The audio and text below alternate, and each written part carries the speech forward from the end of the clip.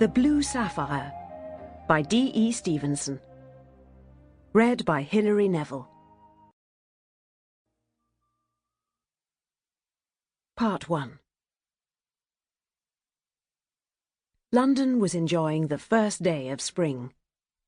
The clouds which had obscured the atmosphere for weeks had been swept away in the night, and the old grey city was stretching herself and relaxing happily in mild air and golden sunshine. The sudden change was affecting everyone. People were walking along the streets more briskly, with cheerful faces and good-tempered mien. No wonder the ancients were sun-worshippers, thought Julia Harburn, as she looked round at her fellow passengers in the bus and listened to the scraps of conversation. Spring was not only a happy time in itself, it was full of the promise of approaching summer. When the bus stopped at one of the entrances to Kensington Gardens, a good many passengers got out. Amongst them were mothers with small children, and two little boys with a model yacht, which they intended to sail on the Round Pond. Julia got out too, not because she wanted to amuse herself by walking in the gardens, but because she had an appointment at 3 o'clock. It would have been pleasant to watch the children when they were let loose to run about and play, but there was no time to dawdle, for the bus had been held up in the traffic, and she was a few minutes late. Julia always met Morland on Thursday afternoons.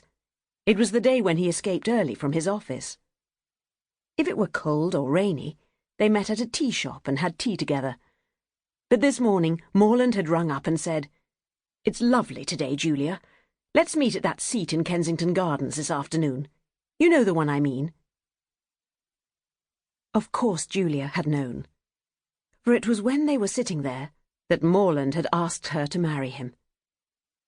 Morland might have chosen a better place for his proposal. There were children playing with balls and shouting to each other. There were mothers with prams, and girls strolling past with their arms round each other's waists. There were all the usual odds and ends of humanity which take their pleasure in London parks on fine afternoons, so there was no opportunity for any sort of demonstration. Morland had just taken her hand, given it a somewhat painful squeeze, and said, "You will, won't you? Good." He might have said more, but at that moment an old gentleman sat down at the other end of the seat and looked at them sideways with an inquisitive stare in his pale blue eyes. So they rose with one accord and walked on. "There are too many people in the world," declared Morland savagely. Sample complete. Ready to continue?